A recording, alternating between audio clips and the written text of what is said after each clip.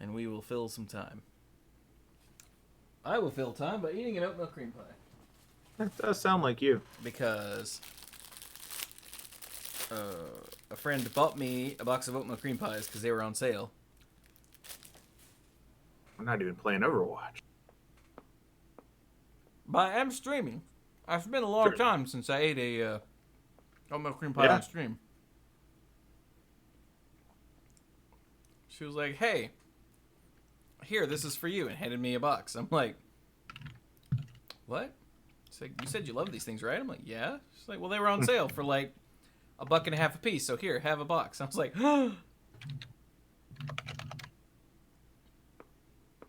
Suddenly a box. as a matter of fact, that is an excellent Twitter handle.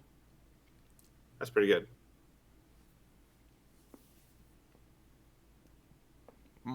Okay. Why don't you have a boxes emote yet? I'm It sorry, seems what? like that would apply to a lot of games. Boxes! Yeah. I think that's actually a pretty universal one.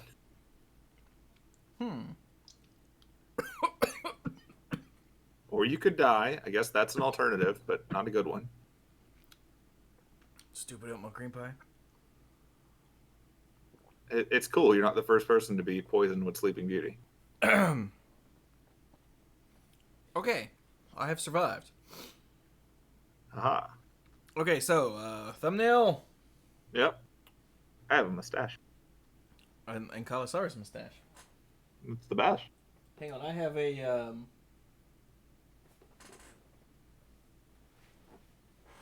Vivi. Oh, should I get my VV? No, you have an Ankylosaurus. True.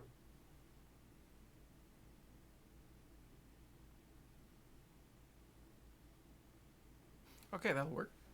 Aha. Hi, Vivi. Put that back over there. My VV is fighting entropy. Vivi, stand next to Jabba the Hutt. I don't care what you smell. Okay. VV doesn't have a nose. Fine. Exactly. Okay, hang on. Something in my eye. Alright, let's go. Okay. So, like, here's the pool. Mighty fine pool, you might say. Round. Okay. Will you shut up? I can and I shall. Oh, jam! Something got hung on my throat for that jam. But I'm gonna forge through. What? Was it the jam? No, it was. Oh, gotcha. Hello again, and welcome back to another fun-filled episode of Monday Night Magic here on twitch.tv/themanapool. I am Chewie. You can tell that because I'm the guy who always introduces himself as Chewie, and it says my name right there. That's true. It's way weirder when I do it. Yeah, and that is not Chewie. It's true. Wait, I'm not. No, it's Squee. Yeah, I am that one. I can do that. Both of these. I'm also not Cluze. Also not. Yeah, Cluze. Unfortunately, can't be with us this evening. But he said that. No, I can't think of anything funny that Cluze might have said. Cluze could not be here today, but he will return in Infinity War. Will he? I mean, probably. Think he'll make it to the end of Infinity War? Look, that's a coin flip. Literally. You need Krark's thumb to get through that nonsense. Could you ask Kark if I could borrow his thumb? Do you know Kark? I mean, if you could find it. Is that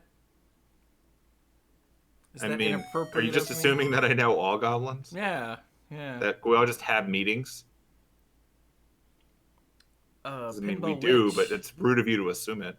Pinball Witch threw 5 bits and says Cluze is not here because he's fighting to get islands banned in Magic. He's run off to the Spice Wars, you see.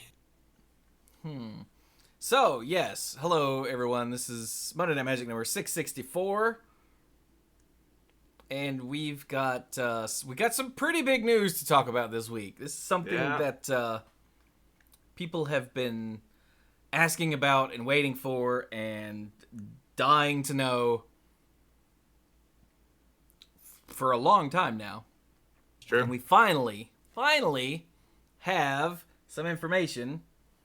It looks like they are going to make some Magic the Gathering Planeswalker tights. Woo! Nice. Called it. He did. The best. You can get Jace, Teferi, Liliana, complete with Chain Veil hanging on her hip there, and Vraska tights.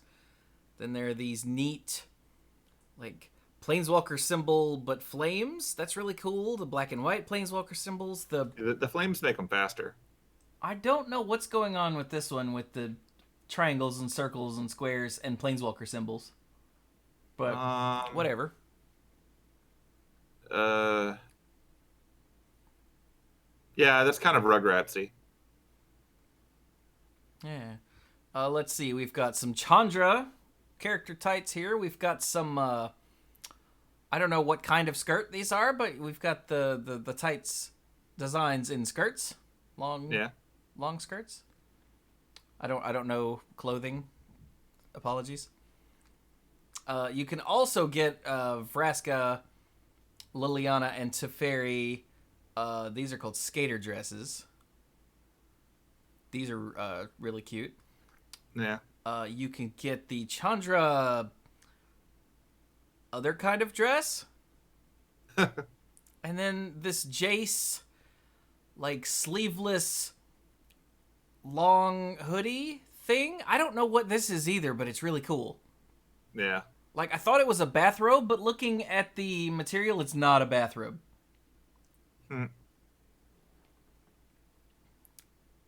So, yeah. These are pretty sweet. Wild Bangarang is selling them. They start, apparently, Friday the 23rd of August. They go on sale. These are the same people that do the, character tights for Overwatch. And probably some other Blizzard properties. Yeah, I've definitely seen plenty of things like this at conventions. I've even seen people wearing them not at conventions. Oh, yeah, because they're, because they're clothing. Yeah, they're clothes. So you just they're actually real clothing. Once people started wearing their N7 jackets outside of cons, I was hoping we'd reach this point eventually. So, got there. Seriously, I really dig these skater dresses. Yeah. Like, these are baller. So, yeah, there you go. Like I said, Friday, August 23rd, apparently these go on sale. So, at 9:30 UK time, but there are a couple of UK times, aren't there? Or wait, no, the UK is just in one time zone, isn't it? I can't remember. I always assumed it was Greenwich, but I could be wrong. I've never actually checked. Yeah, I don't know. All I know is that Cluze missed an episode of School of Movies that he was supposed to be on, or showed up really late because there was some mistranslation in time zones. Mm-hmm. But all right, so there you go. That's the big news this week. Yep. I still don't get the inclusion of Vraska with these, just in the tights. I think it's so you can do the couples cosplay with Jace. I see what you... That's pretty funny. Got there. That was nice. Okay, but that is a real thing. But, okay, so seriously, the real big news. Whoops. The future of Magic eSports. This popped up on Wednesday of last week while I was on a 13-hour drive. So, yeah. And then I didn't get a chance to read it until yesterday. There's a lot to read, admittedly. There is. So, what we've got right now, we've got the MPL, right? It's X number of people. I forget how many people it is because it doesn't matter. I think it's 20. Is it still 24? I think it's still 24. Doesn't matter. Oh, it's 32. Sorry, it's 30. I think they expanded it. Right, there's 8 in each division. Yep. Math is hard. I forgot math. But so it's the top 30. Well, it's 32 people, and if you want to get in it, sucks to be you, because no one knows how to get in it. And then below that, there's everyone else. Yeah. There you go. There was no connecting line between everyone else and the MPL. It was just. Yeah. I'm pretty sure you needed to actually achieve a wish spell to get in at one point. Ah. That's the trick. But that's been a major sticking point, really, since the MPL was announced. Yeah, because it started out as here are the top players based on actual ranking. Give or take the ones who didn't want to do it. And then over time, as some of them dropped out, others were put in there at varying criteria. And it was confusing because there was never a path to get there. You just had to get there somehow. You had to be invited, essentially. So it was very strange, and a lot of pros became disillusioned, and a lot of grinders became disillusioned. A lot of people were like, I don't even play this stupid game anymore. And if that was your goal, that was understandable. Yeah. So, but now we have information about how all this works for next year. Yeah. So, okay, this is all propaganda right here. Don't you can just skip reading all that. Ooh, propaganda. Wait, no, later. I hear that propaganda is useless, but I think that's a mistranslation. Hackety hack. Overwatch joke. Okay, so let's hit these bullet points here. The Magic Pro League has a clear path to pro with the addition of a new Rivals League. Tabletop Magic gets the Players Tour. Arena will do Mythic Invitationals. The Magic World Championship is still the big daddy of the whole thing. There are way more qualification slots, twice as many. For, I like the way it says twice as many qualification slots, but it doesn't say for what.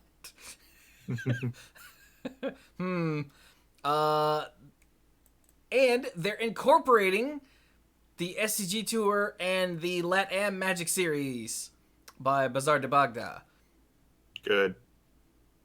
To offer qualification paths to the Players Tour, which is the thing I have been expecting to get integrated for a long time. Yeah, I was surprised it took as long as it did. Yeah. So, yeah. And then I like the way that this last bullet point here is something for the investors and not for us.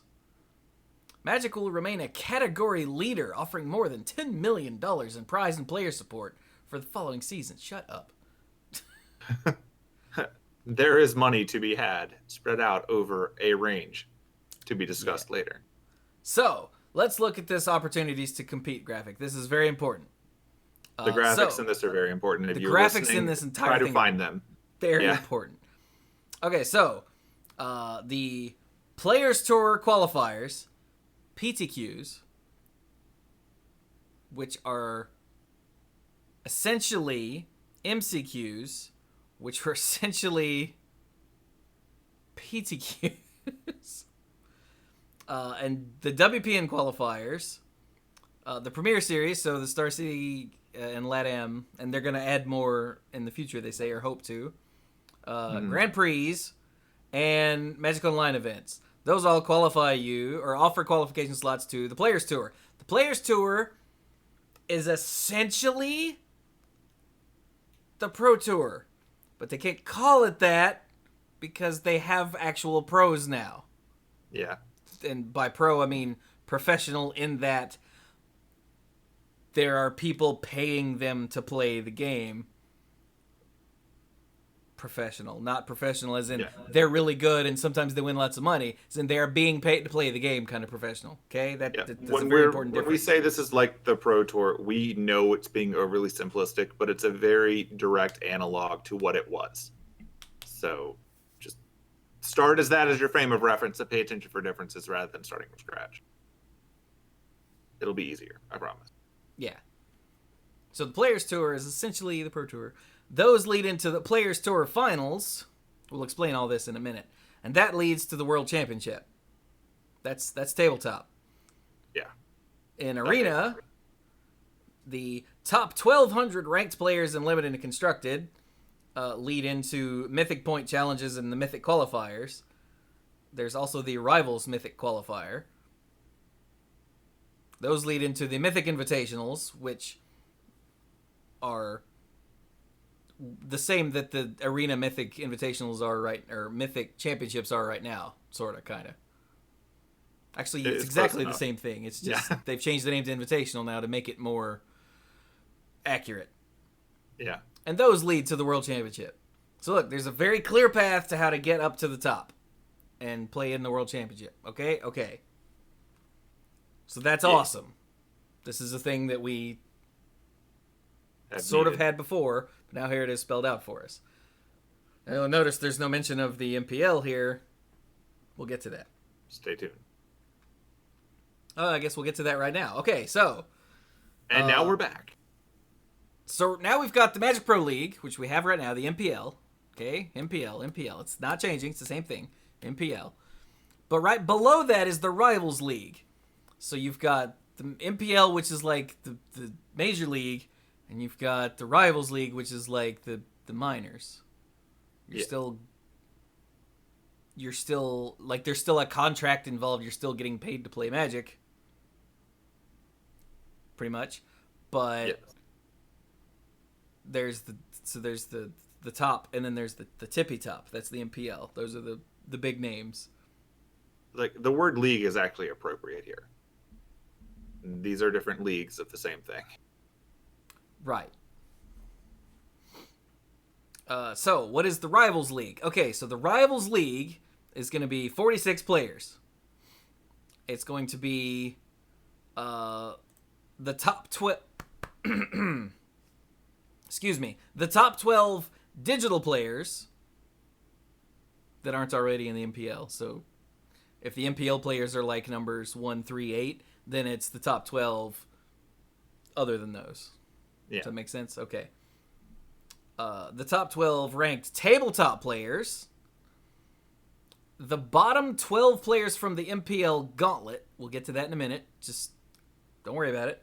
Stay cool. The bottom 4 players from the previous MPL, which means the Magic Pro League, the bottom 4 of the Magic Pro League are going to drop down into the Rivals League automatically, which ensures that there's a churn and we get new faces in the MPL, and it gives people a reason to do well in the MPL. Yeah. You don't just want, well, we're good. We're here now. Started at the bottom, now we're here. Now we can just rest on our laurels. No, you got to win, you got to compete, you got to do well, because the bottom 4 drop back down to the minors. Okay? Okay. See. And then there are 6 discretionary invites, which will be like this ceviche type thing, almost certainly. Right? Probably.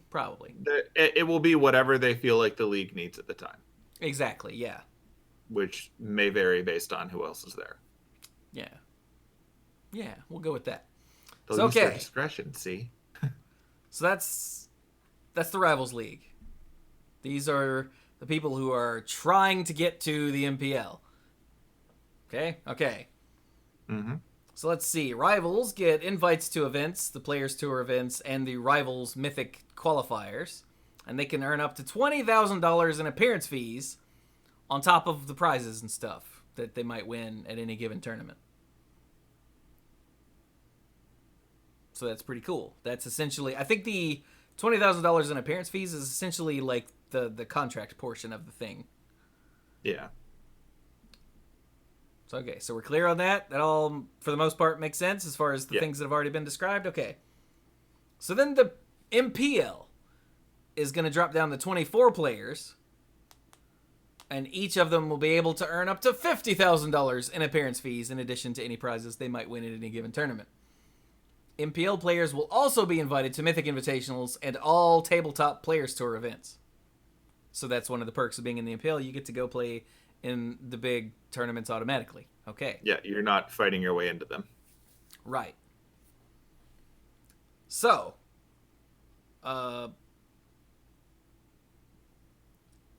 They don't explain this part for a long time. The start of partial season. Yeah, we'll cover the partial season thing later. Uh, I mean, we could do that now. So okay. the next season is going to be a partial season because they're shifting when the season begins and ends. Yeah. So like the next one is going to run. What did you say earlier? Like I believe it's expected to start next summer / next fall. Like, I don't think they gave a date, but I think it's pretty easy to assume it's going to align with the release of sets. probably aligned with rotation. I think is what we determined That's my in the guess. pre-show. Okay. August 2020 is when the next one starts. So yeah, it'll run through end of July / beginning of August, depending on how they drop it. But it won't So, start until like the beginning of next year. yeah, it starts on January 1st and runs to July 31st. Oh, okay, there you go. Yeah. So yeah, that's why it's a partial season, and after that there'll be presumably year-long seasons. Yes. So okay, so it'll be 24 players. The top 16 of those 24 just stay in the MPL automatically. You're at Good the job. top of the top. Good job. The bottom 4 automatically drop down to the Rivals League. Automatically. The next 4 up have to go to the MPL Gauntlet. Haha! Fight. The MPL Gauntlet is 16 players. It's the 4 MPL members and 12 other competitors, which we'll get to who they are in a minute. But the top 4 of the Gauntlet go to the MPL, along with the top 2 rivals that have in Mythic points and the top 2 rivals in player points. So 4 automatically drop from the MPL, and 4 rivals automatically go in. So that, like I said, we're constantly going to get churn. We're going to get new players in and out every season. Yeah, even if players that fall in there win the gauntlet outright, you're still getting a 4 swap. So, variety. Yeah, so if these top 4, or these 4 who are in the gauntlet are the top 4 of the gauntlet, they stay in. But these other 4 are going to swap, guaranteed. So, like I said, we're going to get new... not get new identical seasons year to year. Exactly. So, okay, the Gauntlet. And the Gauntlet, I think, is going to be like a highlight. It's going to be fun to watch because everyone in it has a major stake of moving up to the Pro League or having to drop back down to the Rivals. Yeah. And it's going to be... This determines what the next year of their life is. Yeah, and it's going to be really, really fun to watch, I think. I was telling Bill earlier in the... Heroes of the Storm Pro League. I forgot what it was called now because it's been gone for a year or so now, unfortunately. There was a thing called the Crucible, where the bottom 2 league teams and the top 2 minors teams, I forget what these sections were called, but they had playoffs to see who would move up and or who would stay in the Pro League or go up, and it was always like the best thing to watch. So this will be awesome. But anyway, okay, so what is the Gauntlet? So it's going to be the 4 people from the MPL that are trying to hold their spot. Yep. It'll be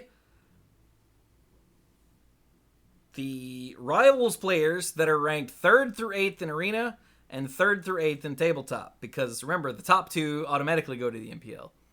Yep. So... the rest of the top 8 in Arena and Tabletop, this is based on your Mythic points or your player points, go into the Gauntlet, and it's a 16-player tournament. It's gonna be sweet. I'm just saying that now. Yeah. And yeah.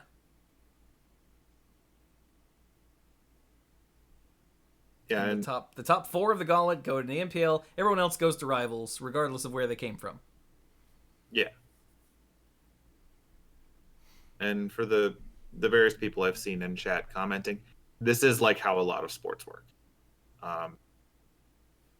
Yeah. The concept of leagues, the concept of some people moving in while others move down, they're not pulling this out of nowhere. They're clearly looking at what's worked in other, build your way up to the top structures, and it makes sense. Like I said, if you're just listening to this, we've thrown a lot of words at you. You should go to the show notes and actually find the link to this article. You really should. The visuals help tremendously. Yeah. Or, you could watch us on twitch.tv/themanapool. Yeah. Or you could watch this on youtube.com/themanapool the next day. Manapool. So yeah. That's like the main structure at the very top. We've got, this is what the MPL is, this is what the rivals are, league is, and this is how we determine who moves up and who doesn't. So yeah, this will be sweet. Yeah, and chat says, having people's entire livelihood rest on performance in a single tournament seems very gladiatorial. And yes, it does. Admittedly, you're not going to fall to not getting paid. You're just going to be in rivals still. Yeah. Or you will fall down to rivals. But I mean, that's how eSports works. So, you were fighting for the contract. Yeah. That's how it works. Okay. So moving on. Yep. Aha. Oh god. How much of this do we want to go into? I don't think we need to go into the full detail of it. I think so far we've actually covered how to get to the Rivals League and how to get from the Rivals League to the top. We have not talked about how to get to the Rivals League. Oh, did we not? Oh, well then we should talk about that. Yeah, because they haven't actually said that yet, have they? I thought that was what we covered at the beginning. Oh yeah, this right here. Yeah. Right. Never mind. Ignore me. Ha ha ha ha. Yeah. Ha ha. Yeah, there's a lot of details here on the various formats, the breakdown of the different players' tours. I don't know how much of this reading to you is going to help versus if this is a thing that you really, really care about, you'll want to read. Yeah. So we keep saying mythic points and player points. Mythic points are what you get by playing arena and arena events. Mm-hmm. Like the invitationals and the mythic qualifiers and the mythic point challenges, which are other tournaments.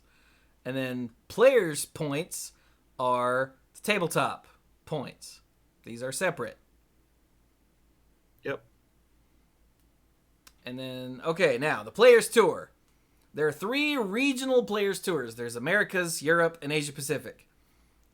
And every year, there are 3 Players Tours in each region, so there's a total of 9. Now remember, these are sort of Pro Tours or Mythic Championships, but they're regional. You can only go to 1 per period of time. So you don't have to go to the one that you live at, but you can't just hit up all 3. Yeah, so if these aren't all on the same weekend, you can't do this one and then go do that one. You pick one, but you're not locked into which one you pick. So if you live in the Americas, but you really want to go to the one in Europe, you can. You just can't do the Americas one also. Makes sense? Mm-hmm. So this keeps people from being forced to travel across the world if they do get an invite, which is very important. But it also frees up the people who have the means to go wherever the hell they want to allow them to. So this is kind of win-win for everybody involved. Yeah. Yeah. It is worth noting that the different Players Tour regions do have a different number of players. So the Americas will have approximately 500 players, Europe is approximately 400, and Asia Pacific is approximately 250. I'm sure that's going to vary a little bit, but the prize pools are kind of scaling with the player count, so you don't necessarily want to aim for one over the others. It's just an acknowledgement that they are spread out a little differently. Sure. I don't actually know where you're seeing that, so I can't show it, but... Oh, here we go. Right here. Yeah. Okay. He was reading this. Yeah, so let's see here.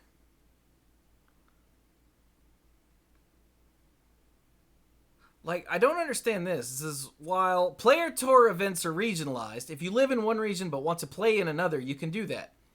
You are, however, limited to playing in just one regional Players Tour event per Players Tour Finals. So, there are 3 Players Tour events in the year. Are there 3 Players Tour Finals to go with it, or is that just the big thing at the end of the year? There are 3 that go with it. Okay, gotcha. They're essentially, there are 3 Players Tour Finals each year, and the events have smaller invite lists than the Players Tours. They're kind of their way of saying whichever the 3 you do well in is your way into here. And that's also where they put the MPL people, since they're obviously not going to all the player stores. Right. Okay. So, much like the old Pro Tours, you can qualify for a Players Tour by doing well at a qualifier event, so a PTQ, Players Tour qualifier, or a WPN qualifier, or a Grand Prix, or the Premier Series, that's Star City and the LATAM series as of right now, and PTQs on Magic Online. Just like the old days, right? See. And let's see here. Doing well at a Players Tour earns you prizes and invites to future Players Tours. The top finishers get to go to the final. And the finals are where the top players at each of the 3 all come together. I don't know how many top that's on here somewhere, but there's a lot of information here and it didn't all stick. What did we determine? That they're like 120 players or something like that for the finals? Yeah. These events will invite approximately 120 players and will each have a $250,000 prize pool. So that's the Players Tour final. Mm-hmm. So it's going to be the top X of each of the 3 regionals come together. The top, we're going to say 40, but it's probably scaled slightly due to different number of people at each one. Right. But roughly speaking, like the top 40 or so, adjusted possibly, will go to the final.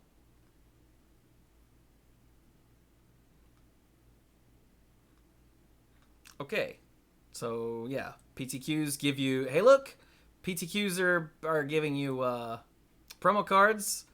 2020, the first one in 2020 is a nice Happy Cryptic command, very sweet.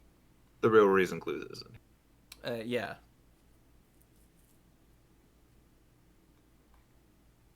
I feel like I missed something. Hang on.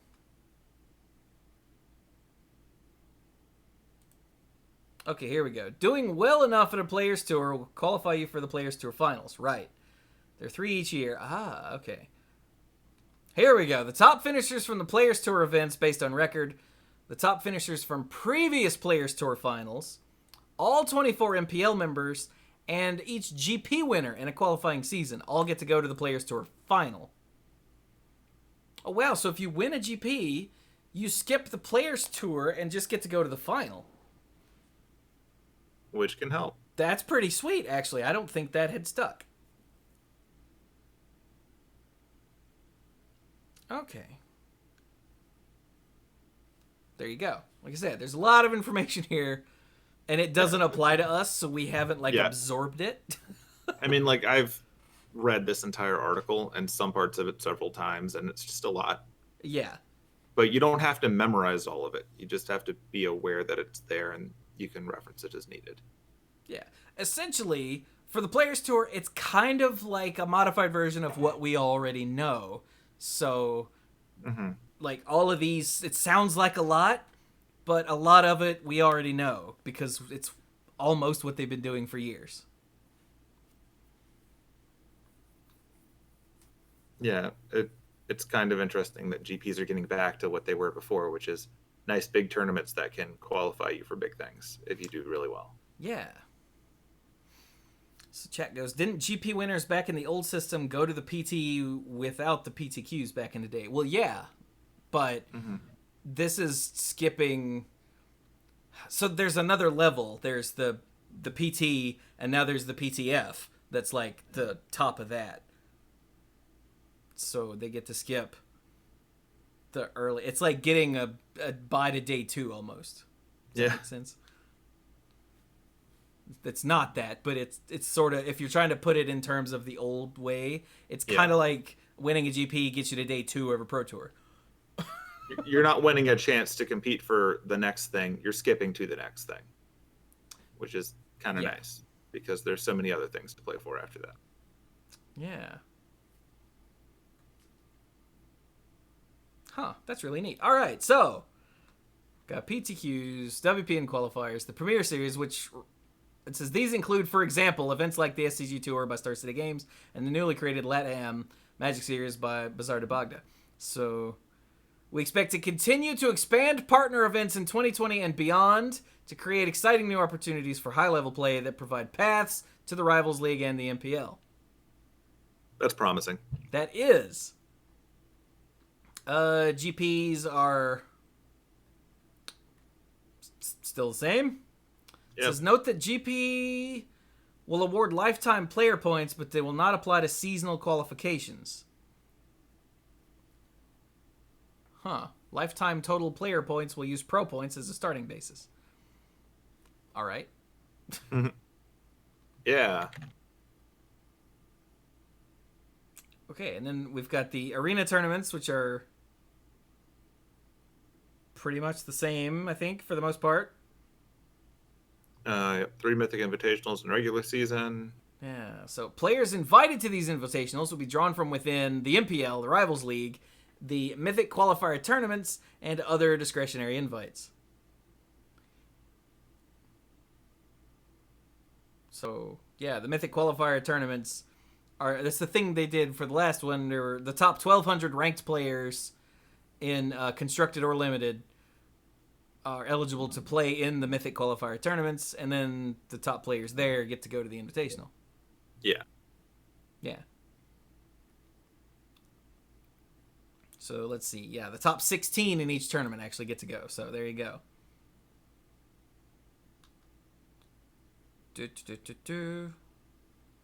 Oh, here it is. Next year will be a transition as we work to a shift to mid-year competitive season. Okay, yeah.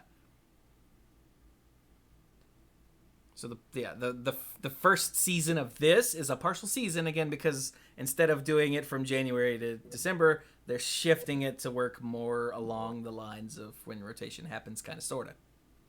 Yeah. It's a little early by traditional rotation happening, but July 31 will probably make sense based on whatever they announce between now and then. Yeah. I'm sure they will be aligning to this in some way. So, okay. So, after the conclusion of the 2019 season, the partial season MPL and Rivals League will be the top 20 MPL players and the top 4 challengers based on Mythic points. That's your new MPL. The bottom 12 MPL players will go to Rivals. The next 8 arena ranked and tabletop ranked players get invites to Rivals. And then they will add 4 members to the Rivals League at their discretion. That's the first year. And after that, everything becomes more structured. What we said before. Yeah, everything we said before. But this is how they're setting up the Rivals League in the first place. Oh, yeah, here's a handy graphic that tells you all that I could have had on the screen this whole time. Aha. So, there you go. And look, I do like that they're already, like, the bottom 12 just drop to Rivals and the top 4 Mythic Point leaders jump up to MPL just like that. Yeah. That's nice. And then the World Championship is going to be in February of 2020, not December. And it's going to, let's see, feature the winners of each Players Tour finals and the winner of each Mythic Invitate. Oh, wait. That's for the next year. Yeah. So yeah, next year's the 2020 to 2021 season. I really hope they come up with a better way to do that. A prize pool of $1 million and will feature the winners of each Player Store Finals and the winner of each Mythic Invitational. And will take place near the end of the season in 2021. Additional slots will be announced prior to the start of the season. So they're still ironing that out, in other words. Yeah. So, there you go. That's what it's going to look like going forward. So, for those of you who want to try to get in on this, well, there's lots of ways to do it. You go for, let's go back to the top. You can try to win any of these things. The PTQs, the WPN qualifiers, do well in the Star City League, the Star City Tour, or the other things like that. Spike a Grand Prix, or win a Magic Online PTQ. It's just like the old thing. You have to qualify to go to the Players Tour. There you go. There's the store to walk-in tournament level. Or you could grind Arena and hope to be one of the top 1,200 and then win one of the qualifiers, and that gets you into the Mythic Invitational. But actually, you really don't need to pick one, do you? No, though note that your progress in one does not at all impact your progress in the other. That is they important. follow different points. So, realistically, if your goal is to jam your way through the arena side, you probably need to spend more of your energy getting in that top rank. Whereas if your goal is the paper side, then you've got to do well in tournaments for most of these. So, I think that the arena side is a bit more point based, and the paper side is a bit more do well in tournaments based. But obviously, these skills help you in both. Yeah. So there you go. That is what the next season will look like. And again, this is just the skeleton. This is just the structure. We don't know any specific details of when and why and how and blah, blah, blah, blah, blah, blah. But this is how it works. This is the scaffolding upon which they will hang everything else. And honestly, I really like this. I like that there's a clear path to go from nobody to MPL member. It's not easy, but it's there. There's this all rewards people who do well regularly.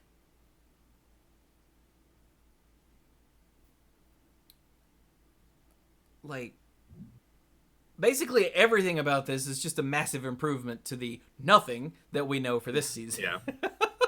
It's one of those things where when I first pulled it up, it was almost getting a headache because there was so much there. But once I grokked that there are a whole bunch of ways to get there, and if you're the person who wants to get there, you've got a lot of options, and you just sort of pick the one that works for you. Or if you want to go all of them, well, here they are. That was fine. But if you're the kind of person who just wants to show up, completely dominate a tournament, and then dominate a tournament, and then dominate a tournament, and then Mighty Ducks your way to the top of the world, there is a path to do that. If you want to grind, there are several paths to do that. So they are catering to as many paths as they reasonably can, but also acknowledging that the people at the top have to stay there. You don't just get there and then float on the train or whatever. It's very much a third of you are gonna have to fight to stay there even at the top, and that's a bit more intense. Yeah. I really like this. Again, this doesn't affect me at all, so but as someone that has to talk about it and someone who will be following along, I really like this. It is a little more entertaining for me as a spectator than here's a list of the, X Pro Tours and Y GPs a year, because this puts more stakes and it's a bit more person focused. Because realistically, there were always the players that were going for certain levels of success. There were the players who were going for Player of the Year, or they were just trying to hit a certain threshold or points or whatever. But in terms of tournament, it was like, this is a tournament of a Pro Tour, this is a tournament of a GP, and occasionally this is Worlds. Like, there really wasn't a lot of variety to it, and as someone wandering in, it's like, oh, okay, I hope they win. And like, that was it. Then start over next week. This builds to something. Yeah. And I imagine in the world of coverage, they're going to spend a lot of time talking about the stakes, and everyone who gets to the end will have a bit more exciting of a story to tell than, and then I showed up at a GP and I did well and I won. Because just showing up and winning a GP is only going to get you so far. Like, you really got to cover a lot to get to the top. But yeah, if you want to see this stuff, definitely go to YouTube/TheManaPool, Twitch.tv/TheManaPool, or if you really want to just read the whole article directly, it's at magic.gg, because of course that's a thing. So chat is informing me that all of the Players Tour and finals will have video coverage, which, yeah, they should, because they're Pro Tours, Mythic Championships, that putting it in today's language, and all of those do. I just don't see that anywhere. But I'm completely sure that that's accurate.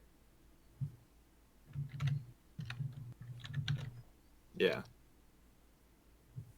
It's not in there. They announced it on Twitter. Well, that'd be why I don't see it then. You want to talk about other stuff they announced on Twitter now? But that's not a change. Yeah. That's the way it is. That's the way it should be. Yeah, for as exhaustive as this article is, there's a lot of information not here because this is specifically talking about the structure. Yeah. It's not going into the details of every aspect of this. And that's why a lot of things have been addressed on Twitter, because if you give people a lot of information, they're going to want a little bit more because now they can see the holes.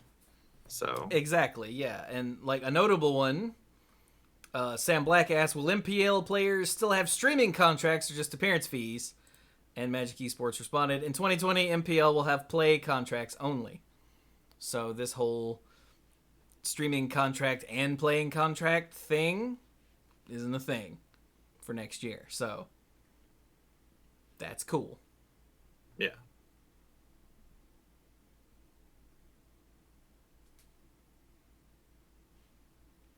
And yeah, they've answered just all kinds of questions on here. Don't be surprised if they compile a lot of this into an FAQ later. And when they do, we'll link you to it. Exactly, yeah.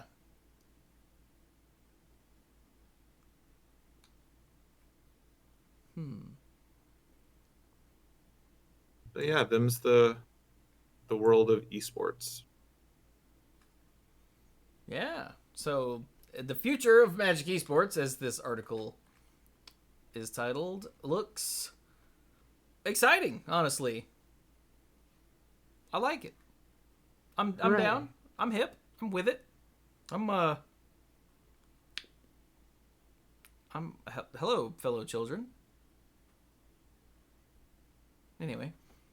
Hello, fellow teenagers. Let us talk about the Magic the Gathering. Yeah. So, is that, hang on, let's go here. Is that? Is that everything for that? Are we good? Yeah, that's all we need to talk about right now. Also, tights. Oh yeah, tights. Those are great. Okay, so I can close that and close that. And I can close that. Awesome. Look at all that RAM you just got back. All right, so next up, this was announced like this afternoon. Yeah. The Magic the Gathering companion app. You guys remember Portal? This ain't it. They're not doing that anymore. Whatever they were doing with that was busted and wrong and stupid and lame. That's I like my how words, you said not that, theirs. and my brain jumped to the game Portal because it had the companion cube, and I needed to connect the dots in the entirely different direction. Yeah, no. It even says right here, where was that? Yeah. It says, while creating Portal, it became apparent it did not meet the needs of players in the right way. Which leads me to believe that I don't know if this was being done in-house or by a third party.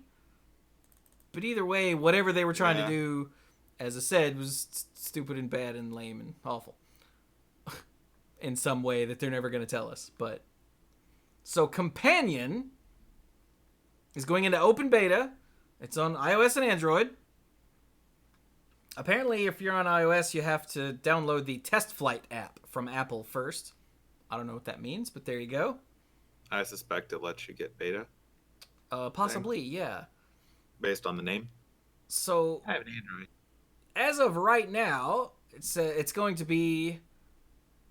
The first functionality is a home tournament organizer that empowers players to organize and scorekeep their own events. You'll be able to run events with anywhere from 2 to 16 players with much of the functionality of an organized tournament. Oh, dude, your phone's going to crash.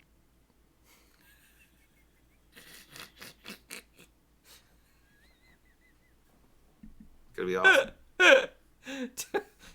Your phone will become a dumpster fire.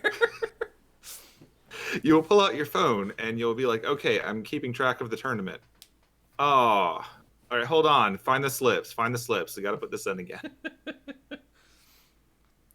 But that's the main thing it does first. But Yeah. it's an open beta, and they're going to be adding more functionality and whatnot. Later iterations of the app are going to start expanding on that functionality, empowering stores to better manage their events through mobile devices synced with players who have access to the app. Imagine playing an event in a store and handling pairings, results, and more right through your mobile device. Like, you got the app on your phone, and it goes, hey, you're playing this person at table meh. And you go, oh, you don't have to, that horde of people to get up and go to pairings. You just go, like, everybody's phone goes, bring, and you go, oh. Hey, man, it's you and me. Yeah, there's a lot of potential there. Like, there are a lot of very basic features that would be nice to have synced up. Like, I would be a bit happier when it comes to tournaments if one of the features of the app, like, you know, you key into whatever tournament it is and it just tells you what the clock is for that round, so that you don't have to lean the awkward way to see the clock that might be at the other end of the store, or hey, how much time is left? Yeah. Like, I remember when I did tournaments more, you tried to sit on the side of the table where you could actually see the clock, because in some ways it was an advantage. And just looking at your watch doesn't quite cut it, because you want to know how much time is left exactly. So that's good. And I think there's a lot of room for things like that, because when I originally thought of Magic apps, I assumed it would be like, and here's the Gatherer with the most recent rulings, and really this is not trying to do that, and it's probably better. So you have a phone with access to the internet, you can find that nonsense on your own. It works in a browser. It's true. Also, hey, Gothic, thank you for the 500 bits. Oh, yeah. Sick. And a unicorn. And a weird cartoon unicorn, yeah. As Nice. if there were real unicorns. Narwhals. Ah, swimming in the ocean. Swim in the ocean. Anyway. That's not that commotion. So yeah, that's really cool. If you want to give it a whirl and offer feedback, because it's an open beta, then go download it and do so. All right. Alright, so while we're on Magic Digital, this is huge. This popped up earlier today as well. Yep. At Gamescom today, they announced that they're bringing Magic Arena to more players. First, it's going to go on the Epic Store, which, like, it's still free, and you can still download it directly from the Arena website, but it gets it in front of more people, which is the thing you want. Especially when it says, you know, free to play. Oh, sweet. So that'll get more butts in the seats, the digital butts in the digital seats? Maybe? Wearing magic tights. Wearing magic tights. Oh, I closed it. I was tights, but I closed the tab. So, yeah, that's cool. I guess. Anything to get more people interested. So it's going to Sure. be, it says this winter. So Arena will be on the Epic Games Store on PC. And this is a big and, it's coming to Mac shortly afterwards. Yeah. You remember way back? That's 4 ways. I think that's right. When they said, hey, we're going to put this on PC and Mac and it'll be awesome. And then they never said anything about it again. I think all of my memories of Mac and Magic involve Cluze complaining. Yeah. So that's about where I'm at. But they even announced several times there are no current plans to bring it to any other formats. Which made people go, oh man, which, understandable. But hey, they're going to bring it to Mac. So all of you Mac players, eventually, can shut up already. I know you're not gonna because you're Mac people, but, there you go. They didn't mention Linux. I like the way it says, what about other platforms? And it just repeats. Yeah, it's going to be on Epic Game Store and then Mac. Wait, really? Why is there a question, what about other platforms? And then they don't mention other platforms. What is this? I mean, will be a great first step to taking Magic to new places. I think the other platforms is specifically Mac. Apparently. Is what they mean.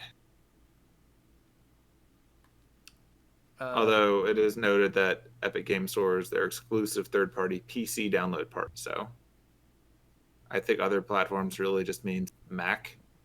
They're not saying Linux or anything else. Yeah. I do not see Nintendo, so there we are for the moment. But yeah, I've seen a lot of people here lately go like, they should put Arena on Switch, and my response to that is, what? One more time. Yeah. What? How would you even? What? I think most of the waiting right now is to see like tablets and whatnot, right? Yeah. I think the tablets are what they're really waiting on. Yeah. For other platforms. Like Linux and tablets are the only 2 things left. I don't know if Arena will ever be able to work on a phone. I mean, if it works on a tablet, it'll probably work on a big phone. I mean, probably. I mean, phones are pretty big now. So I know that Hearthstone on a tablet looks just like Hearthstone on a PC, but Hearthstone on a phone is different. Is it like Hearthstone for ants? Sorta, but like instead of your hand being at the bottom and each of the 4 corners of the board has a thing you can play with when you're bored. Mm-hmm. Instead, 2 of those corners are taken up with your hand and their hand. Yeah. Just to make better use of space. I mean, that sounds inevitable. But I don't think it's screen space for like hands and whatnot that are the problem with Arena. I think it's board space. Yeah. So, But we're just talking because there's no mention of that whatsoever. But it's coming all we got out of this is Epic for PC, and shortly thereafter Mac. That's what's here. Yeah, so it's going to be on Epic Game Store. It's still going to be on the Arena website for direct download. Yeah, you don't have to go through the Epic Game Store. Yeah. You just don't. So it's everybody cool. Calm down. It's not going to be on Steam because it's on Epic. Because that's how this works. Not be on Steam. It will not be on Origin. Not be on the various other things. Yeah. It won't be on BattleNet. GOG. And yeah, there you go. Super Game Boy. That's I hate you. Nintendo 64 disk drive. Wait, Gothic said you You finally will have a friends list. It doesn't say anything about that? Oh, you mean on Epic? Yeah, on Epic, I think it works that way. I mean, if it has integration with the Epic Store's, like, friends list thing. I don't know. So there you go. But that's cool for all of you Mac people. Have a party sometime after winter, because it says this winter is when Epic will come to the will do the thing, and shortly after. So I'm gonna say what? July? I'm gonna say March. Okay. You're being what? I meant to say June, but I said July. That's fair. All right. I'm saying March because I have a feeling they're going to push to get that rolled out in time for the World Championship, and they're going to fall behind by about 3 weeks because it's still a launch. Fair I'm enough. gonna go with March. So that is Thanks, Twitter replies. that. Also, by the way, in case you didn't know, tights. Oh, dude, tights. And Nice. skater dresses. Majestic. Yeah. Okay, so everything that's left is tournaments, right? Yes. Yeah? Yeah. Oh, okay, sweet. Tournamente. All right, so let's run through this real quick. GP Birmingham was this weekend. It was a modern. Yep. Apparently there were 911 players because it's a Hogaak emergency. Excuse me. I'm imagining the Rescue 911 theme, and I haven't thought of that in like 20-something years. Wow. All right, Yeah. so we've got the day one metagame breakdown here. Hogaak is sitting at 10.3% of day one. The next biggest deck is Jund with 7.7, then Tron with 7.3%. So Hogaak is still pretty big. But what if we go to day 2, Chewie? I don't know. What do you think, Bill? Do you think that there will be a bigger percentage of Hogaak or smaller? I'm going to go with bigger. Well, you'd be right, because it's like 20. It's Like 21.9, in fact. More than double. It's more than double. And then the next is 7.1% of the field with Tron and Burn. So, like, Yeah. Tron held at a solid 7.3 to 7.1%. That's nice. Burn picked up a little bit. Hogaak, however, consumed the graveyard of the fallen decks and became huge. Like, it ate the bits of the other category. Yeah. Like, 21% was other. And then 11% was other on day two. So it literally just ate the other category. Yeah, which sounds right. There's more Hogaak than there is other WoW. Yeah. Huh. I mean, it straight up broke 1 in 5. Okay. So that's a thing. Let's check out the deck list, shall we? Might as well. All right. So Rory Keir Smith won, playing Mardu Shadow. Wait, Mardu Shadow. Yeah, sure, why not? Oh, it's got Ranger Captain of Eos and Tide Host. Tied. This guy. Tied to Hollow Sculler. There we go. It's hard to say for some reason. Yeah. Oh, and Path to Exile, because you have to play Path, because they could drop a turn to Because it Hogaak. cost 1. It's an instant that cost 1. It's the plan now. Yeah. Like, not even being funny. Yeah. Yeah. So that's first place. Well done. The Simon reason Nielsen. this is a Mardu deck, right? What? Yeah. Oh, never mind. The Scholar and the Ranger. Never mind. Carry on. Yeah, and the Path to Exile. Well, the path was why I was saying that. Oh, Like- okay, yeah. Because it's got the Thoughtseize and the path, because it's got the turn 1, get rid of that. Exactly. All right, so second place, Simon Nielsen is playing Hogaak. Yeah, nothing really to say there. And hang on, my foot just went to sleep.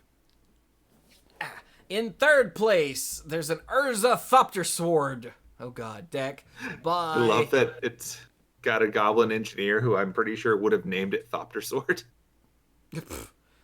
who is this? Abdullah Al Awadi. Apologies for screwing that up because I know I did. But yeah, this is the Urza deck. We know this deck. Okay.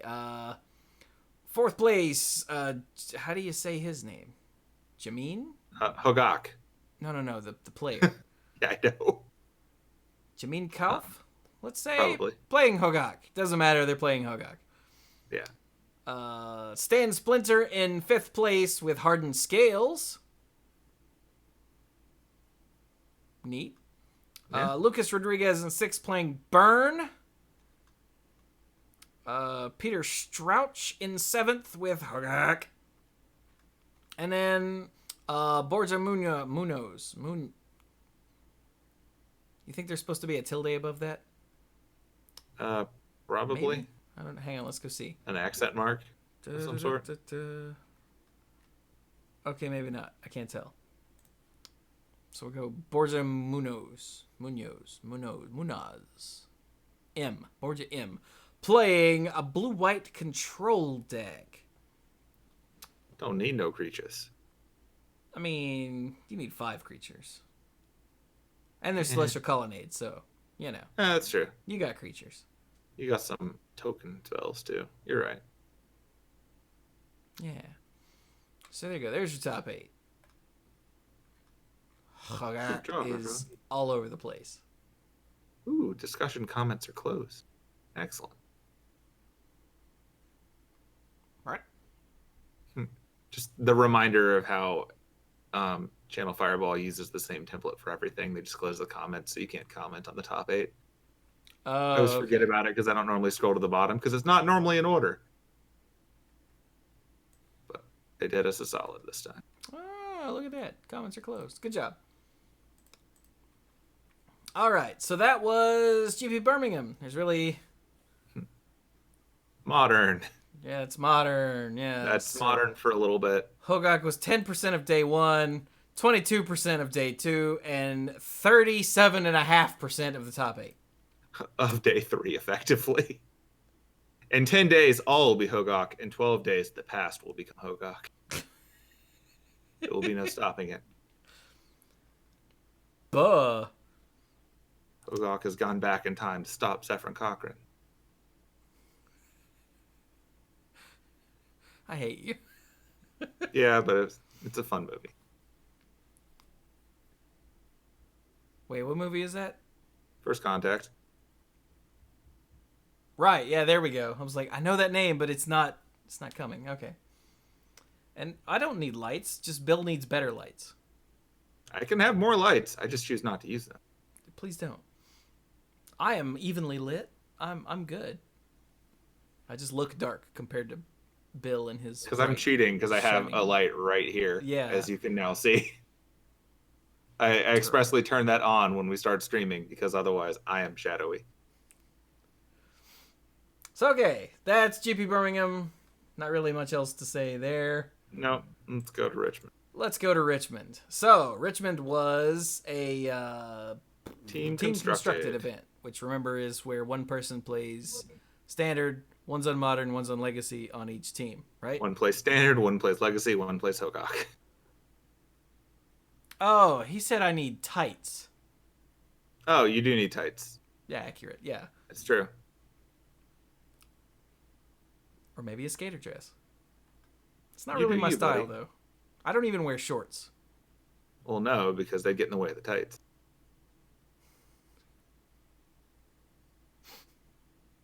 I hate you. Need some Broska pants, buddy. It's all you. So, let's go look at the day 2 breakdown for each of the 3 formats. Right? Right. Yeah. In Standard, Bant Scapeshift had 11 decks at the top of day 2. Orzhov Vampires had 8. Bant Ramp had 7. Mono Red Aggro had 5. And then it drops down to 2s and 1s with other stuff. In Modern, Well, imagine that. Hogaak had 13. Yeah. The Urza deck had 5, or at least the 4-color Urza deck had 5. Yeah. 3 each of Mono Red Phoenix and Azorius Control, and then from there it drops down to 2s and 1s. So let's see if Legacy's any better. 4-color Delver, there were 8. 4-color Control, there were 4. There were 4 lands decks. 3 of the Erectos Reanimator decks, 3 of Teamer Delver, and then it drops down to 2s and 1s. Mm-hmm. So, like, the decks for each format were pretty diverse, just as far as numbers, but Hogaak is far and away the most popular percentage-wise. Yeah. Across 3 formats. Probably because people really want to get it in before the deck isn't, playable anymore after next week. They want to at least take it for a spin. Yeah. That's fair. Because remember, the ban restricted list update is I think it's on the 26th. So next Monday. I think that's correct, yeah. Which is right after GP Vegas. Understandably waiting till after Vegas. Yeah. So that was the metagame breakdown. Let's go run through the top 4 teams real quick. So the first team, Justin Miller, was playing Sneak and Show in Legacy. Drew Miles was on Mono Red Phoenix in Modern. And James Liu was on Bant Scapeshift in Standard. Congratulations to all of them. Second place, Casey Lancaster was on Lands in Legacy. Evan Whitehouse was on Humans in Modern.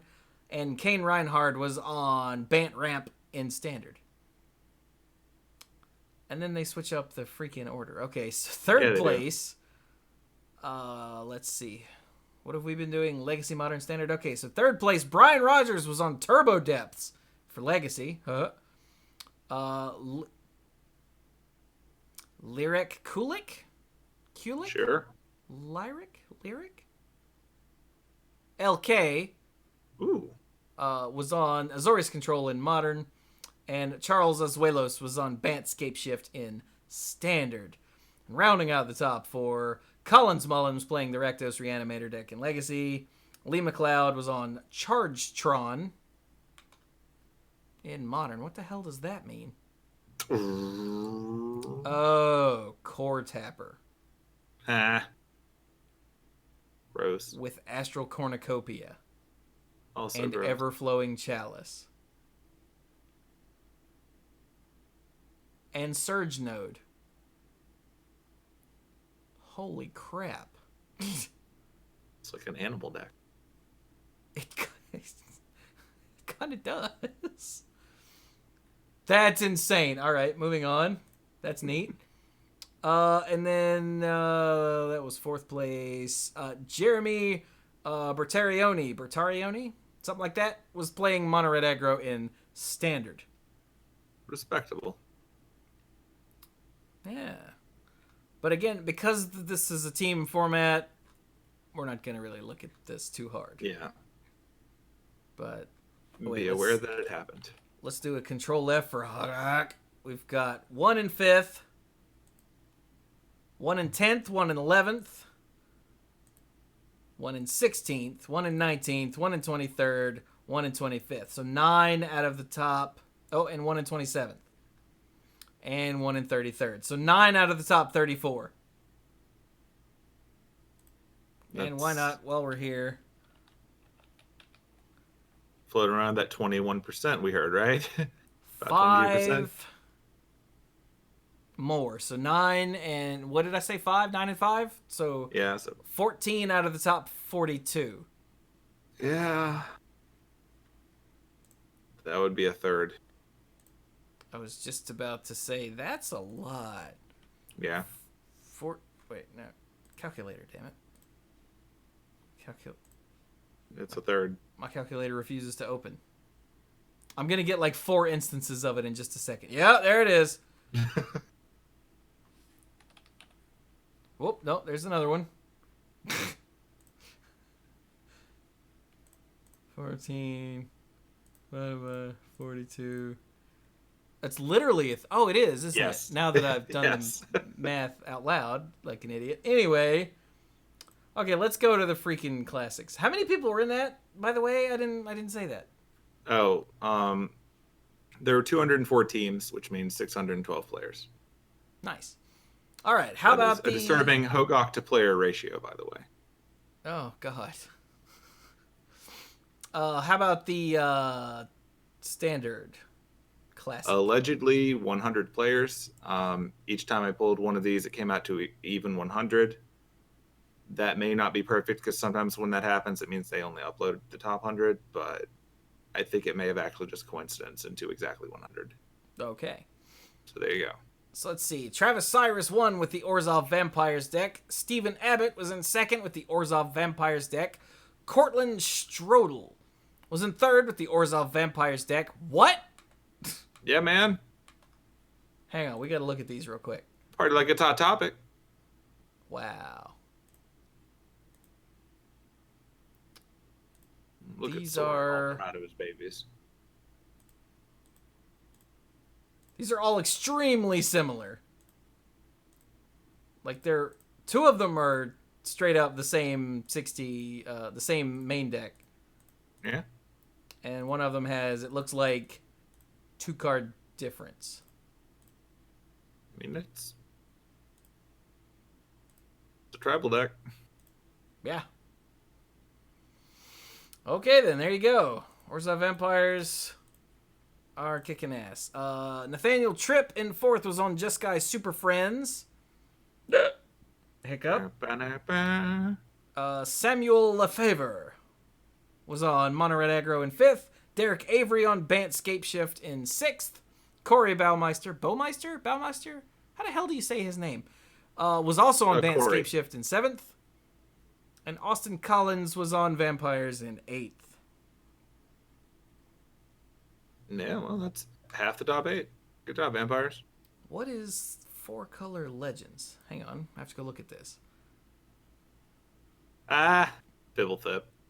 Diligent Excavator. Whenever you cast a historic spell, target player mills 2. We've got Fibblethip the Lost, Kethis the Hidden Hand. Whoa. Lazav the Multifarious, Ashiok, Dreamrender, Tamio Collector of Tales, and Teferi Time Raveler. Also Mox Amber, Oath of Kaya, and Urza's Ruinous Blast. Everything is a legend. I'll say literally everything except for the Diligent Excavator is legendary. Yeah. Okay. And that was good enough for 11th place. Yeah. Looks fun. In the abstract, I would not want to play it or play against it. But in the abstract, it looks fun. Yeah. The board has Cerulean Drake, Teshar Ancestors Apostle, Tolsimir Friend of Wolves, Jace Wielder of Mysteries, more Tamio, another Ruinous Blast, the Elder Spell, and Unmoored Ego. Elder Spell. Oh, no. Wow. All of that is just neat. Yeah. A lot going on there. Excuse me. All right. Rest of the top 16. Bant Control, another Scape Shift, the Legends deck, more Mono Red Aggro, Dimir Control, what? Blue-black control, but called Dimir. Kefnet, Liliana Narset, and then a bunch of control. Okay. Yeah. Ooh, with Enter the God Eternals. Nice. Yeah, all right. That works. Bant Reclamation, more Vampires, and a Bant Control deck. All right, there you go. Yeah. So let's go to the Modern Classic. How many players were there? 151. Like the original Pokemon. But, yeah. All right, so we've got Kevin Huang running Hogaak, of course, in first place. Tyler O'Brien is on Jund in second. Brendan Fulton on Mono Green Tron in third. Jared Calabrese on Mono Red Phoenix in fourth. Bryce Morgan with Jund in fifth. Corey Lurch playing Eldrazi Tron in sixth. Carlton Silvestro also on Eldrazi Tron in seventh. And Eldrazi Ton. Eldrazi Ton. Oh, we should probably make sure that that's just a typo. I'm sure it's just a typo. But it'd be funny if it had all weight themed cards. Yeah, it looks like that's just a typo. Okay, cool. And then Alex Battistelli are running Hogaak in 8th. So only 2 of the top 8. And in fact, only 2 of the top 16 were Hogaak. But I'm going to predict that's because the rest of them We're were still in the playing in Yeah. the team event. Yeah. Let's see. The rest of the top Based 16. on their conversion rate, I would imagine so. Exactly. Given the rest of the top 16, we've got a 4-color Urza deck, a Pure Steel Paladin deck, ooh, Burn, Blue-Eyed Control, Mono Green Tron, Izzet Phoenix, Azorius Control, and another Izzet Phoenix. There you go. Yeah. And finally, the king of all formats, apparently, the Legacy Classic. How many players were in this? 120 players, one for every star in Mario 64. I got all those stars. Yeah, you did. Japanese. In Japanese. Ask me how much Japanese I can read, Bill. I'm not going to ask you that question because the answer is no. The answer is no. Anyway, Bob Huang won with Golgari Depths. Mm-hmm. Like he does. Andrew Lopez was in 2nd with Death and Taxes. Jeff Snodgrass on Mono Red Prison. Jackson Baum on Azorius Stoneblade. Kenton Najzian. Something like that. On the Bomberman deck. That freaking deck. What is this? Michael Conroe in 6 playing Hogaak. Wait. You know, the 3 guaranteed things. Death, Taxes, and Hogaak. It's got Carrion Feeder. Wait, Carrion Feeder's in the modern decks, isn't it? Probably. Yeah, because it was in Modern Horizons. I was like, I know it's been reprinted, so it's These legal. are not old cards for the most part. Yeah, it's Altar of Dementia, Bridge from Below, Entomb, Cabal Therapy, Faceless Loot. Yeah, it's taking the Hogaak deck and just putting better lands in it. Putting better lands in it, and like Entomb isn't modern legal, right? No. Don't think so. Okay. Good. Yeah, because Odyssey was before. Yeah, I was just making sure it hasn't been reprinted in anything modern legal because I don't keep track of that. So, no, because we'd see it in freaking sets. Yeah, we would have seen it. You're right. Yeah, it's the best thing at that. And Cabal Therapy is also not. Yeah, but otherwise, it's not that big of a jump. Yeah, it's better lands and some better spells and good to go. Even the sideboard is all modern stuff. And look, it's got Rotting Regisaur because... Reggie. Is that what happens when you're not president of Nintendo of America anymore? I mean, once Bowser takes your job, what's left? Now I'm sad. I mean, Dinosaur is not the worst plan for retirement. That's true. All right, back to the top 8. Kenta Hiroki on 4-color Delver and Jake Dersheimer. Jake, whose name tried to kill me. Dersheimer? Something like that. Was playing Dredge. The rest of the top 16... Look, it says Ant. It doesn't say Storm. What? It says Ant. And Cluze isn't here to see it. Let's watch it actually be tested. Hold on. Yeah, okay, wait, hang on, let's... no, dude, it's Ant. All right, then. Good That's job. awesome. Okay, 4-color Delver, Golgari Depths, 4-color Control, Blue-White Helm. Which helm? Of Obedience? Yep. Okay. Yeah. Hogaak Depths? What? Oh, ew. Funny. Elvish Reclaimer, Satyr Wayfinder, Stitcher Supplier, Hex Mage, Hogaak Dryad Arbor, Mox Diamond, Crop Rotation, Cabal Therapy, Life from the Loom, Thoughtseize. Wow.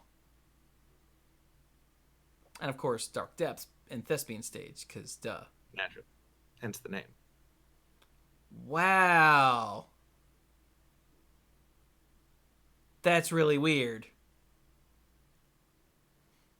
Okay, Anyway, Just drop him in. Wait, is he in any of these depths decks? Yeah. Oh, not depths. He's in the dredge deck in 8th. Oh, he is? Yeah. I guess that makes sense, doesn't it? Yeah, I mean, it makes sense. He's got Delve. Yeah, okay. Just one, though. Just the one. Just But yeah, one. that means that Hogaak is also in 25% of the top 8 decks in Legacy. Jesus. Rock those numbers. Was he in... Okay, he's not here. He's not in the winning deck, so... Correct. I checked there first. That's ridiculous. Okay, so let's see. Where did I stop? Hogaak Depths. There's another mono red prison and a mono green post deck at 16th. Mono green post playing Golos. How do you get...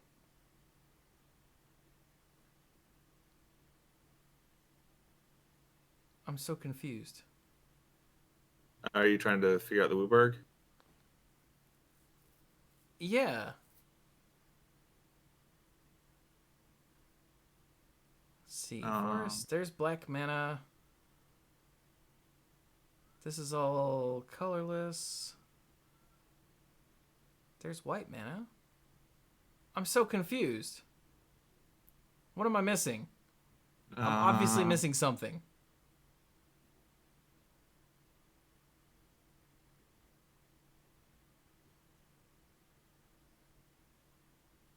Chat? Let's go down to colors. We got Forest for green. Yeah. Pajuka Bug is black. Yep. Colorless. Doesn't tap for mana. Caracas is white. Oh, chat says you don't. Cool then. Well, why do you have a 5 mana go get a land? I'm so confused. Because it doesn't say basic land. It doesn't, does it? So you get a post. But it costs 5. You're playing a post deck. You're playing a post deck. Right. So it says go get a land, but it's not a freaking green spell. Got it. Okay. Yeah. We got there. Once you gave us that hint, it became really obvious what was going on. But we're used to looking for the Wooburg because it's also got big dumb cards in the deck.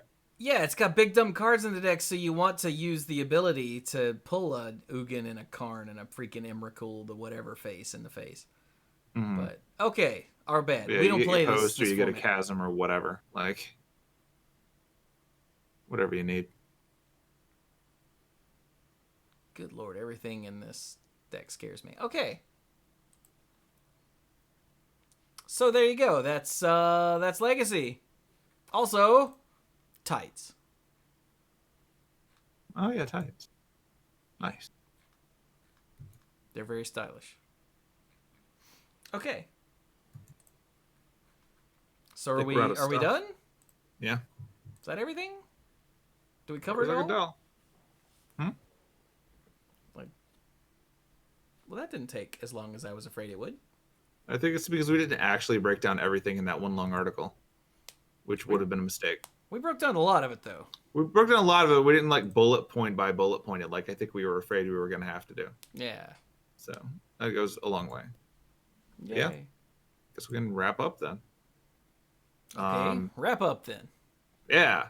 So you can find me on Twitter at Squee Goblin Nabob. There's no I in Goblin because tights. And beyond that, you can find me at DragonCon, where there will be people wearing tights. But I will not be wearing tights. I will be at DragonCon just hanging out. So if you're going to Atlanta this Labor Day weekend, let me know. It'll be cool. We can hang out. It'll be fun. That's really all I got right now. So I will hand it over to the absence of Cluze, which will cause it to ricochet over to Chewie. Yeah, it's at La Cluze, spelled just like it is in the show notes. It's true. So yeah, we've got all the usual things like I'm Chewie, and I do things here on Twitch. I do Monday Night Magic, and I do the Mana Pool, And then I'll play other games. Yay. I still have to make a push for Legend and Hearthstone. So I'll be playing some Hearthstone. My soul is dying for some Dota Underlords, so I'm going to be doing that too this week. So come hang out. You can play Underlords with me or with us because, people in the chat jump in and we play games, and it's awesome. Is it awesome, Bill? I mean, I don't even play it, and it seems pretty fun. See? I like watching you react to when other people in the chat are doing things, and then them in the chat, like, a little bit later after the delay going, oh, my bad, as they destroy you. Or vice versa. Hey, Scuzzo just resubbed for the 21 months with that Twitch Prime sub. He says, everything is awesome. I don't know about everything. Some things are awesome. Something. Could be. That is good. That is good. You might, Rabbit. You might. Anyway. So I stream things here, and then sometimes some of that stuff gets put on youtube.com/themanapool, including Monday Night Magic and the Manapool. That makes sense. Let's see, what's going up right now? I finally finished the World of Light. I finally finished the Messenger Picnic Panic. So there's some Hearthstone games going up because I'm playing a lot of Hearthstone. And Human Fall Flat. Finally started the Human Fall Flat series that I played with Steph so long ago. And this game is adorable. It's so cute. It's disgusting. Huh. Because you're a little derpy dude. It's a 3D puzzle platformer that's heavily physics based. So you can reach and you can grab. And that's what you do. And you can jump. And you do these things to solve puzzles and whatnot. But because of the shape of your little dude, you look like especially when you pick something up and carry it, you have to hold it up so it doesn't hit the ground. And you look like a little kid who found something and is taking it to his mom. It's like, I got this for you. It's so cute. But anyway, I played that with Steph, who is also adorable beyond all reason. So yeah, it's just awesome. So that series started on YouTube today, actually, I think. Yeah. So, yay, go check that out. It's very cute. So that's that. Now, if you want to help support what I do, there's at least one YouTube video that goes up every day. I do 2 podcasts a week and then all the streams and stuff. So if you want to help support what I do with all of that, then there are a variety of ways to do so. You can subscribe right here on Twitch using Twitch Prime or just using money. They both work, and they both count the same as far as my end is concerned. So, hooray! Yeah, you can use my humble partner link. So if you ever buy PC or Switch games on humblebundle.com, if you do so using my link, then I get some small percentage of anything you buy. That includes bundles, stuff in the store, just whatever. So it helps. It really does. They actually did pay me for the first time last month. This month, last month, whatever. So video game money. It does work, and it does help me pay the bills. So nice. But the most direct way, of course, is to go to patreon.com/themanapool and become a lifeguard, where you can get early stuff, you can get behind the scenes stuff, you can find out why Bill is petting an ankylosaur. I guess we have to cover that in the post show, Bill. Perhaps. And you can get the sponsorship shout out on both podcasts and on the end screen for all of the YouTube videos. So let's thank our mythic lifeguards. Okay, here we go. Let me take a drink first. Hang on. Ooh, find your center. Jason Doan, Kim Ho, Andrew Hunt, Al, Lance Delicious, Team U, Hellas How Are You, Connor Kennedy, John Morris, Alex Gonzalez, Jeff Spencer, Stuart Slaw. That person did not sign up as a lifeguard. I just choked. But if wants to, they can feel free to.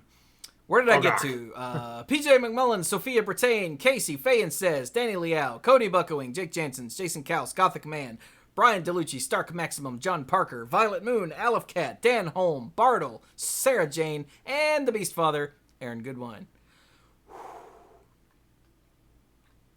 So yeah, thank you all so much for your support, and to all of the lifeguards at every level ever. All of you. I'm currently working on a plan to redo the Patreon reward tiers. So if you're already a patron, it's in the Discord server under...